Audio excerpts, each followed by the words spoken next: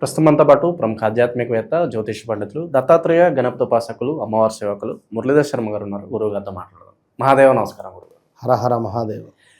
ఈ జూలై నెల 2026 మీనరాశి వల్ల పరిస్థితి ఏంటి గురుగారు? మరి ఏలినాటి శని తీవ్రత ఈ మాసం వీళ్ళ మీద ఏ విధంగా ఉంటుందంటారు? ప్లస్లు మైనస్లు ఏ విషయాల్లో ఎక్కువ జాగ్రత్తగా ఉండాలి? మీనరాశి అనగానే గత 2022 ఆగస్టు సెప్టెంబర్ నుండి 2023, 24, 25, 26 మే దాకా కూడా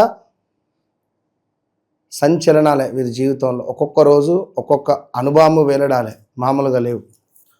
ఒక్కొక్క రోజు ఈరోజు తెల్లారిందా, ఈరోజు రాత్రి అయిందా, ఈరోజు ఎట్లా గడవాలి, ఈరోజు ఏమిటి అనేటువంటి విషయం మీద మాత్రమే వీరి జీవితం పాపం ముందుకు వెళ్ళినటువంటి దాఖలాలు, ఎన్నో అవమానాలు, ఎన్నో మోసపూరితమైనటువంటి సంఘటనలు. ఇందులో కొందరికి 2022 ఆగస్టు నుంచి 25 జనవరి ఫిబ్రవరి దాకా ఒక తీరుగా ఉంటే బాగుంటే, కొందరికి ఈ జనవరి 2025 మార్చ్ ఏప్రిల్ మే నుండి కొంత అవకతవకలు కానీ కొంత ఇబ్బంది కలిగించే సందర్భం. ఇక్కడ వీళ్ళ అదృష్టం ఏంటి అంటే, మీనరాశి వారికి శుక్రుని దశ వస్తుంది.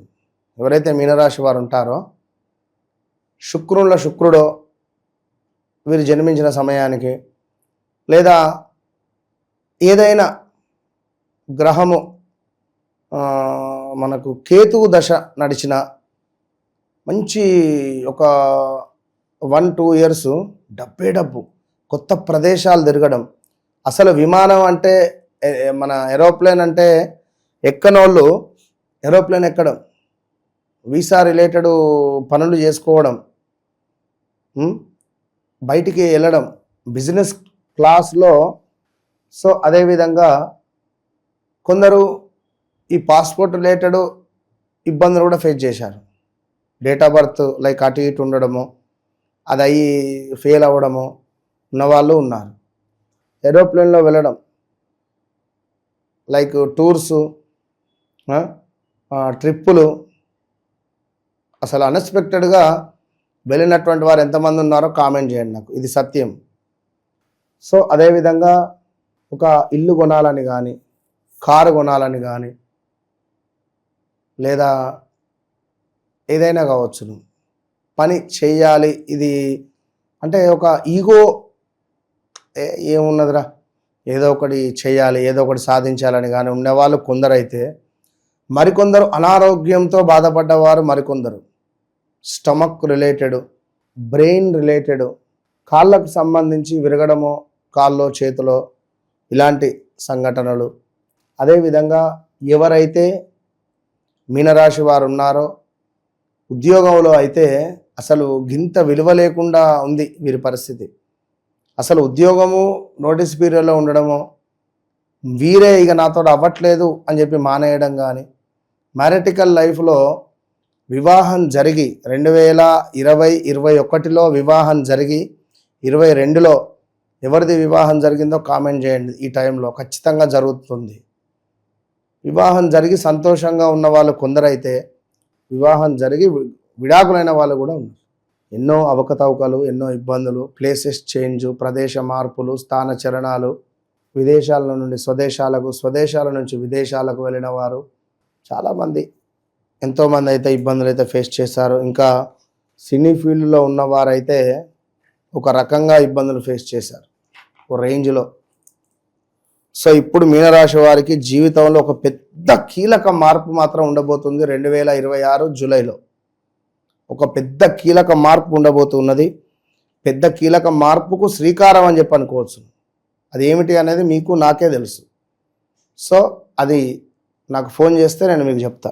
వ్యక్తిత్వ వికాసానికి సంబంధించినటువంటిది కావచ్చును, కర్మ ఫలితాలు ప్రత్యక్షంగా అనుభవించేటువంటి సమయం జూలై నెల. ఇక అదేవిధంగా సంతానం, విద్య, ప్రేమ వ్యవహారాలలో అనుకూలత ఉన్నది. సో పెట్టుబడులలో కొంత తెలివితేటలతో పెట్టుబడులు పెట్టడం ద్వారా ముందుకు వెళ్ళేటువంటి పరిస్థితి కనబడుతున్నది ఈ యొక్క మీనరాశి వారికి. వివాహ విషయంలో తగు జాగ్రత్తలు తీసుకోండి. ఏ సంబంధం వస్తే ఆ సంబంధాన్ని ఒప్పుకొని రేపు మళ్ళీ గురువు ఆరోభావానికి వెళితే గొడవలు ఏర్పడతాయి. ఎవరైనా ఈ మీనరాశి వారికి అగ్నితత్వ రాశులకు సంబంధించినటువంటి వారిని వివాహం చేస్తే ఇబ్బందులు ఎదురవుతాయి. సో తప్పకుండా కూడా ఓపికగా ఉండే ప్రయత్నం చేయండి. ఎంత కష్టపడినా కూడా ఫలితం రావట్లేదు అని అనుకునేటువంటి వారికి ఫలితం వచ్చేటువంటి నెల ఈ నెల. మంచి పేరు ప్రఖ్యాతలు ఒక్కసారిగా పెరగడం కావచ్చును. కుటుంబము ఆస్తి వ్యవహారాలు, ఆస్తి పంపకాలు, అన్నదమ్ములకు సంబంధించిందో ఆస్తి పంపకాలలో ఒకరికొకరు అన్యాయం చేసుకోకుండా న్యాయంగా ఆస్తి పంపకాలు చేసుకోండి. ఇదే జీవితం కాదు. ఏ రాత్రి ఎవడు ఎక్కడ చచ్చిపోయేది తెలియదు. హార్ట్ అటాక్ వచ్చి ఈ జానెడు భూమి కోసం కొట్లాడుకునేటువంటి కేసులు నా దగ్గర ఎన్నో ఉన్నాయి. It's not correct. ఎప్పుడో 2019, 20, 21లో పరిచయమైన వాళ్ళు 22, 23లో దూరం అయితే ఇప్పుడు మళ్ళీ వారు ఏదో రాత్రి మెసేజ్ చేయడమో ఫోన్ చేయడమో ఉంటుంది. గృహంలో మార్పు ఆలోచనలు వచ్చేటువంటి పరిస్థితి కూడా ఉంది.